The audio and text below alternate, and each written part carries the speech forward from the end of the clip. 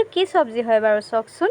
এইটো যে সেই যে কচুৰ গুৰিত যে ওলাই যে দীঘল দীঘল যে লতি বুলি কয় যে, আমি কচু লতি বুলি কওঁ দেই, আপোনালোকে কি বুলি কয় জনাবচোন। চব জেগালৈ আকৌ বহুতে বেলেগ বেলেগকৈ কয় নহয়, সেইটো কাৰণে কৈছোঁ দেই।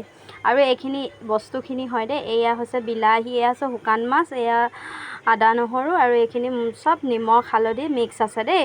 আৰু এইখিনি ধনিয়া পাউডাৰ ঘৰতে গুচা আৰু এইখিনি দেই, পিছা হয়। আৰু এইটো শুকান মাছটো হৈছে এই যে দীঘল দীঘল মাছটো যে, সেইটো হয় নিমখত দিয়া মাছটো যে, সেইটো হয় দেই। এইখিনি দি মই এতিয়া বনাম, আপোনালোকক দেখাম দেই কেনেকৈ বনাইছোঁ। এয়া তেল ঢালিলোঁ।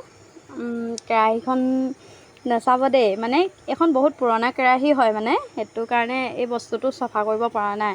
যিমানডোখৰলৈকে পাৰিছোঁ চফা কৰিয়ে ৰাখিছোঁ বাৰু দেই। আৰু এটা কথা কি বুলি কয়, আজি আমাৰ ঘৰত এটাও পিঁয়াজ নাই জানেনে। ভাবিছোঁ এনেকৈ বনাওঁ, বেয়া লাগিব নি বাৰু, ভালেই লাগিব চাগে ন। এয়া আদা নহৰুখিনি দি দিলোঁ।